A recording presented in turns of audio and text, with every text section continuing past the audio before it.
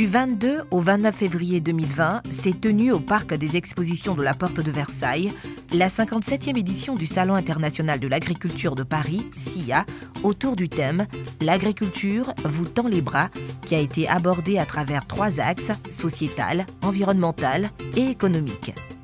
Comme chaque année, une délégation composée de membres du ministère de l'Agriculture et du Développement rural et du ministère des Ressources animales et halieutiques a représenté la Côte d'Ivoire à cette 57e édition du SIA. En cohérence avec les orientations gouvernementales, la participation de la Côte d'Ivoire s'est faite autour du thème « Entrepreneuriat agricole et modernisation de l'agriculture en Côte d'Ivoire ».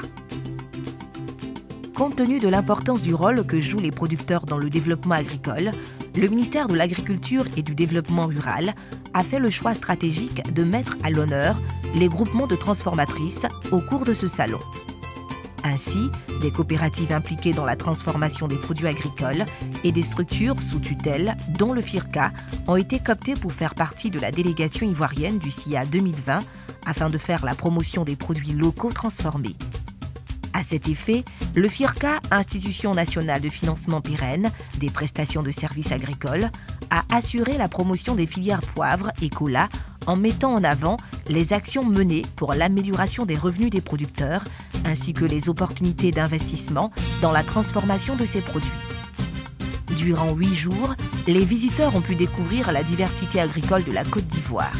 Dans le cadre de la convention signée avec l'Alliance des femmes entrepreneurs et solidaires de Côte d'Ivoire, AFESI Group, le FIRCA a appuyé ce groupement à l'effet de prendre part à ce salon, véritable carrefour d'échanges et d'opportunités d'affaires.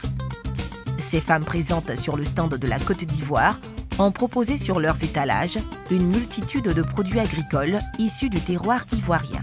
Ils ont été tous émerveillés, voilà, du packaging, des produits même transformés.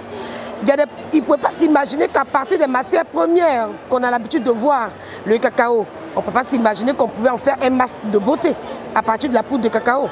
On ne peut pas s'imaginer qu'à partir du cacao, même de la poudre, sortir un complément alimentaire bourré de vertus thérapeutiques avec nos plantes médicinales. Et donc ça s'est vraiment bien comporté. Il y a eu le manioc et ses dérivés, tels que la farine de placali, l'attiéké déshydraté, l'attiéké frais et notre huile rouge fait avec les graines sauvages qui se sont aussi bien comportées, sans oublier notre assaisonnement, notre soumara, nos piments assaisonnés qui ont vraiment eu bon écho vis-à-vis des visiteurs. Durant ce salon, 2 actions fortes ont été menées par le FIRCA, notamment l'animation de la journée FIRCA et l'intervention dans un panel organisé par l'International Certification Conference, ICC, sur le financement de l'innovation agricole.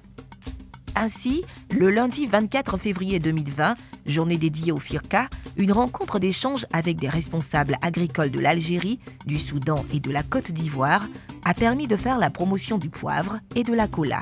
De ces échanges conduits par Mademoiselle Cramo Mireille, chargée de programme des filières poivre et cola au FIRCA, il ressort que la Côte d'Ivoire est le premier pays producteur de cola au monde avec un volume évalué à 260 000 tonnes par an. Les noix sont écoulées notamment dans les pays de l'Hinterland, Mali, Burkina Faso, Niger et au Nigeria. Nous avons des productions que nous vendons dans des paniers qui ne sont pas très intéressants pour conquérir ces marchés-là. Donc nous voulons voir comment les conditionner pour aller sur ces marchés et puis aller aussi dans les pays arabes. Pourquoi? Parce qu'eux sont consommateurs aussi de la cola. Au niveau de la transformation, c'est vraiment une petite quantité qui est transformée. On a environ 10 000 tonnes sur 260 000 que nous produisons. Donc on veut aller plus loin au niveau de cette transformation. Et là, nous voulons aller jusqu'à la production de concentrés pour aller aux boissons énergisantes. Quant au poivre, Mademoiselle Cramo a indiqué que sa production est actuellement de l'ordre de 20 tonnes, avec des prévisions de 80 tonnes, voire au-delà. Investir dans ces 2 spéculations est porteur, a-t-elle défendu, invitant son auditoire à être les ambassadeurs de ces produits auprès de leurs institutions respectives pour un échange gagnant-gagnant. Nous avons eu des contacts avec le Soudan qui a donné un engagement ferme vraiment pour poursuivre avec nous parce qu'ils avaient besoin d'une certaine quantité de poivre qu'ils pouvaient prendre chez nous au lieu de le faire venir d'autres pays asiatiques en fait. Donc ils ont goûté le poivre, ils ont trouvé que la qualité était vraiment bonne, ils étaient intéressés. Donc nous allons poursuivre dans ce sens.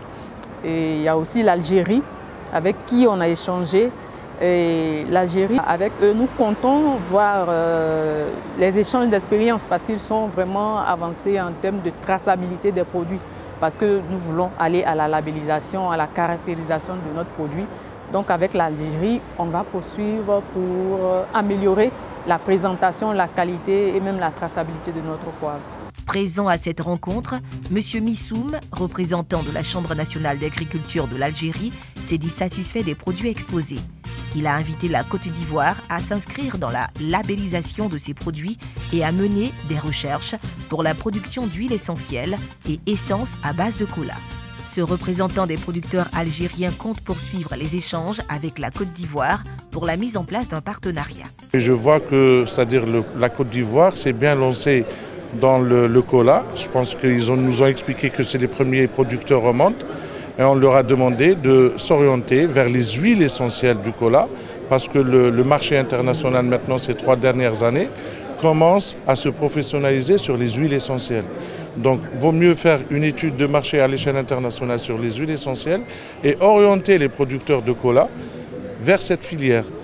Tandis que pour le poivron, puisque c'est une nouvelle filière, il vaut mieux rentrer avec un produit de terroir, poivron terroir Côte d'Ivoire, que de se lancer directement dans une filière poivre plutôt, et qui n'est pas vraiment, c'est-à-dire ne peut pas être connu et concurrencer les produits à l'international. Donc il vaut mieux avoir une traçabilité et faire produire votre poivre labellisé d'une région du sud d'Abidjan. Quant à M. Mohamed El Taï Ahmed du Soudan, il a apprécié l'invitation du FIRCA et souhaité une mise en relation en vue de l'exportation du poivre dans ce pays demandeur. Mademoiselle Niamke, promotrice du poivre de Tipa Tipa, a profité de cette lucarne pour assurer les potentiels acheteurs sur la disponibilité des produits.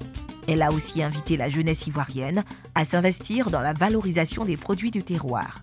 Le poivre Patience a gagné déjà 2 prix. Le premier prix, le second prix de l'innovation avec Sagasdom, le salon de la gastronomie des Outre-mer et de la francophonie. Et le second prix, c'était les Épicures. On a été médaillés d'argent aux Épicures. C'est un concours qui est organisé par tous les chefs cuisiniers, les journalistes culinaires, les acheteurs des galeries Lafayette, du Printemps du Goût et tout ça. Donc c'est vraiment une grande fierté. C'est une confirmation que nos produits africains ont leur place quand même. Il ne suffit pas de devenir entrepreneur pour être entrepreneur. Il ne suffit pas de lancer une marque pour lancer une marque. Il faut s'appliquer, même quand c'est petit, même quand on n'a pas de moyens. Ce que je vous conseille vraiment, c'est de vous appliquer dans ce que vous faites, de sorte à ce que vous soyez de vrais ambassadeurs justement pour le pays. Le jeudi 27 février 2020, le directeur exécutif adjoint du FIRCA, qui conduisait la délégation à ce salon, a animé un panel sur les différents outils de financement de l'innovation agricole organisé par l'ICC. L'occasion était tout trouvée pour présenter le FIRCA, cet outil de financement atypique de l'agriculture ivoirienne. Monsieur Ndiaye Oumar a présenté le rôle de cette institution dans le développement agricole ivoirien et indiqué les actions en cours pour l'organisation des acteurs de la filière poivre. Au terme de ce salon, le directeur exécutif adjoint du FIRCA a animé un point de presse. Le FIRCA intervient pour structurer et organiser le financement des services agricoles aux producteurs. Grâce à ce mécanisme innovant, le FIRCA a pu mobiliser aujourd'hui presque 120 milliards de francs CFA auprès des filières agricoles qui sont 25 aujourd'hui, depuis 2004, ce qui a permis de financer pour leur compte environ 700 projets. Et cela aussi avec un dispositif qui les implique, qui met le producteur et les acteurs, les professionnels au centre de nos actions, puisque c'est eux qui décident des montants de prélèvement qu'ils souhaitent faire et qui décident aussi des actions qu'on doit financer pour leur compte et qui visent les contrats que nous passons avec les prestataires de services. Et j'ai terminé mon propos pour dire que le modèle du FIRCA aujourd'hui, pour le financement agricole fait tache d'huile, puisque le monde entier nous regarde et cherche à savoir comment est-ce que nous avons pu mettre en place cet outil, l'animer. Et nous avons reçu tous les pays de l'Afrique de l'Ouest et aujourd'hui nous nous exportons vers d'autres cieux, notamment Madagascar, le Mozambique, l'Afrique de l'Est aussi. Créé par le ministère français de l'Agriculture, le Centre national des expositions et concours agricoles, CNECA, organise depuis 1964 le Salon international de l'agriculture de Paris. Depuis cette date, le salon rassemble chaque année des acteurs du monde agricole provenant de nombreux pays. Il est une référence en France et à l'étranger pour les éleveurs, producteurs, organisations professionnelles, ministères et organismes publics ou instituts de recherche, ainsi que pour le grand public. Les pays latins en particulier ont saisi l'opportunité de présenter leur savoir-faire aux nombreux visiteurs et exposants. De la vente des fleurs à la valorisation de fruits tropicaux, en passant par la dégustation des mets du terroir, tous ces éléments étaient exposés au pavillon 5 du hall d'exposition qui a refusé du monde.